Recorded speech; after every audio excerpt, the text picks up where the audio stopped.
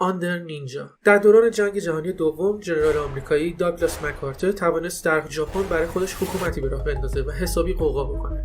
اما این حکومت عامل واقعی ایجاد ثبات در نظام کشور ژاپن نبود. مقامات نیروهای متحدین در تشکیل آژانس مخفی نقشی نداشتند. آژانسی که تنها هدفش مقابله با تروریسم و خشونت داخلی بود.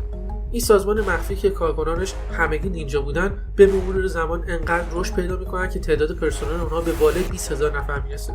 هر کدوم از این افراد وظایفی در سطح داخلی یا بین‌المللی دارند که باید به اونها عمل کنند. دانش آموز دبیرستانی کوموگاکوره کورو از اعضای این سازمان مخفیه. در شرایط معمولی کورو باید مثل هر دانش آموز دبیرستانی به زندگی معمولی خودش بپردازه. اما با وضعیت فعلی توکیو که اخیراً حجم زیادی از آدمکشای حرفه‌ای از سراسر دنیا به اونجا میاد، کورو قراره وارد نبردی در خط مقدم کشور ژاپن بشه.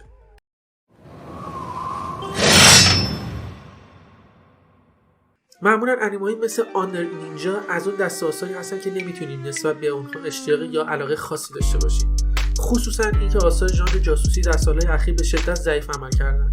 اما در این اقتباس موضوعی وجود داره که نمیشه از اون سرسری رد شد.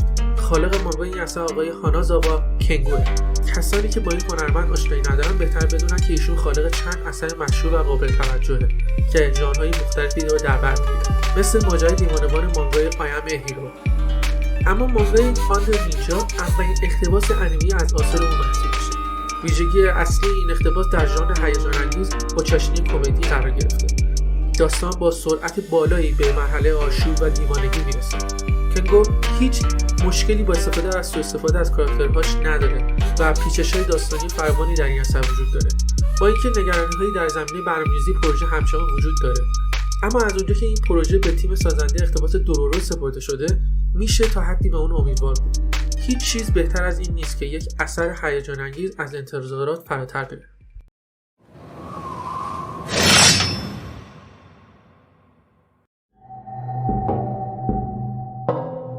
日本のことわざにこんなのがあります。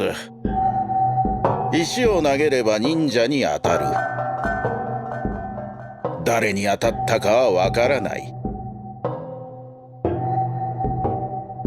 どこにでもいるが誰もわからない。